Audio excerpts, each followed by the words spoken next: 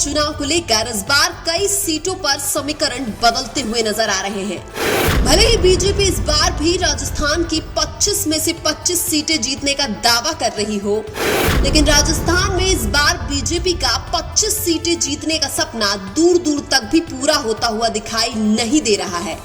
यानी कि राजस्थान में कई लोकसभा सीटें ऐसी है जहां पर बीजेपी इस बार 2024 में बुरी तरह हारती हुई नजर आ रही है।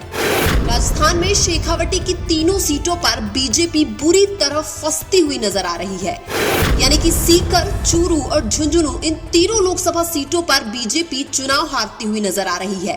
यानी कि राजस्थान में लोकसभा चुनाव को लेकर बीजेपी जो वादे कर रही है, वो सभी वादे चुनावों का परिणाम आने पर खोखले साबित होंगे। कांग्रेस पार्टी शेखावटी की तीनों सीटें जीतने की बहुत पहले से ही जी जान के साथ तैयारी कर रही है। चूरू में राहुल कस्वा का बीजेपी छोड़कर कांग्रेस में आने से अब चूरू में कांग्रेस पार्टी बहुत मजबूत नजर आ रही है। वहीं सीकर की लोकसभा सीट पर कांग्रेस और कम्युनिस्ट पार्टी ऑफ इंडिया का गठबंधन होने से इस सीट पर भी बीजेपी बहुत पीछे चल रही है।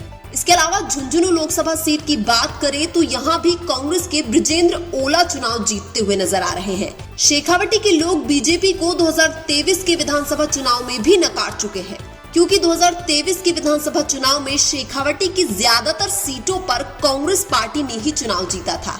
इसीलिए अब 2024 के लोकसभा चुनाव में भी शेखावटी की जनता तीनों सीटों पर बीजेपी का सुपड़ा साफ कर सकती है। शेखावटी का इलाका जाट बाहुल्य वाला इलाका माना जाता है और 2024 में जाट किसी भी हालत में बीजेपी को वोट नहीं देने वाले हैं। सबसे बड़े जाट नेता और किसान नेता के रूप में प्रसिद्ध हनुमान बेनीवाल भी कांग्रेस के साथ गठबंधन कर चुके हैं। अब नागौर की लोकसभा सीट पर आरएलपी के हनुमान बेनीवाल बीजेपी की ज्योति मिर्धा के सामने चुनाव लड़ रहे हैं। केवल शेखावटी ही नहीं बल्कि पश्चिमी राजस्थान की लगभग सभी लोकसभा सीटों पर जाटों का प्रभाव देखने को मिलता है। सीकर की लोकसभा सीट पर बीजेपी के सुमेधानंद सरस्वती और इंडिया गठबंधन के अमराराम आमने सामने हैं, लेकिन बीजेपी के सुमेधानंद सरस्वती मोदी के भरोसे चुनाव लड़ रहे हैं और मोदी जी धर्म के नाम पर वोट मांग रहे हैं। लेकिन राजस्थान की जनता इस बार धर्म के नाम पर वोट नहीं करने वाली है। चूरू में बीजेपी के देवेंद्र झाझड़िया और कांग्रेस के राहुल कस्वा आमने सामने चुनाव लड़ रहे हैं, लेकिन यहाँ भी राहुल कस्वा के आने से कांग्रेस पार्टी बीजेपी की तुलना में ज्यादा मजबूत नजर आ रही है। वहीं झुंझुनू में बीजेपी के शुभकरण चौधरी जबकि कांग्रेस के बृजेंद्र ओला आमने सामने चुनाव लड़ रहे हैं।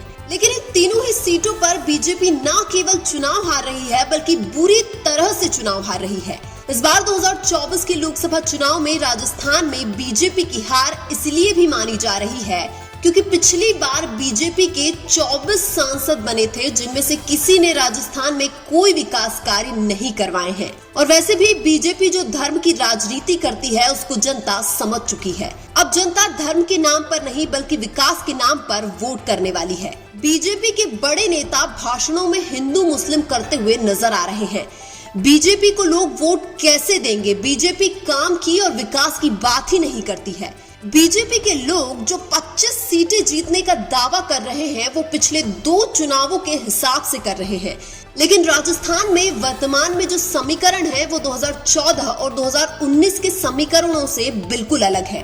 राजस्थान में जो हालात 2019 में कांग्रेस के हुए थे वही हालात 2024 में बीजेपी के हो सकते हैं। भले ही बिका हुआ मीडिया इस बार बीजेपी की हवा बता रहे हो, लेकिन ग्राउंड लेवल पर राजस्थान में तो बीजेपी की कोई हवा नहीं है।